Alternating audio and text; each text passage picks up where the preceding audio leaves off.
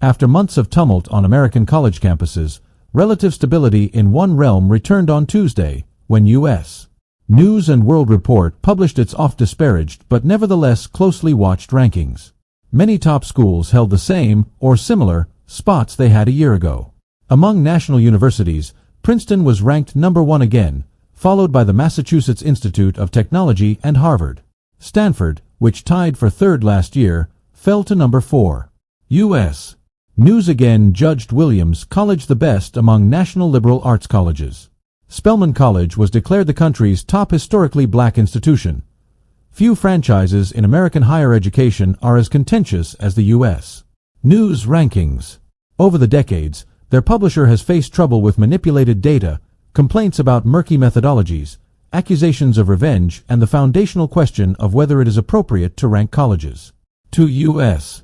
News, which retired its print news magazine in 2010, the rankings are a bastion of its largely bygone influence.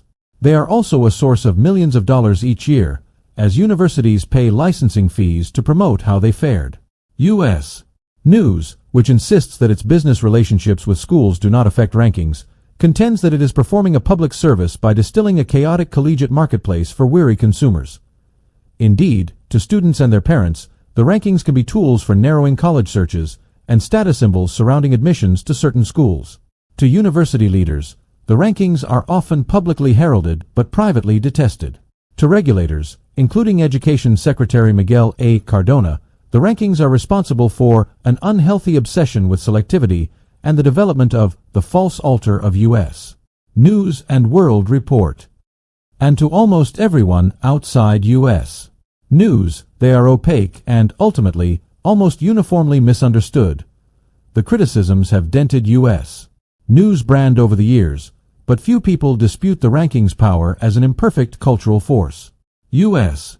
News says its education website attracts at least 100 million users a year.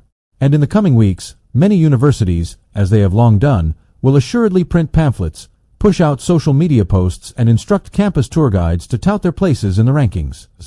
News has structured its system, which offers plaudits in scores of categories, so that hundreds of colleges can claim bragging rights for one superlative or another. For example, close to 350 schools this year are eligible to say they have one of the country's best undergraduate nursing programs. The top-line categories, including national universities, liberal arts colleges, and historically black colleges and universities, typically have few changes from year to year, especially at the top of the rankings. But last year, U.S. News reworked its methodology. The publisher said it was the most substantive overhaul since the rankings debuted in 1983.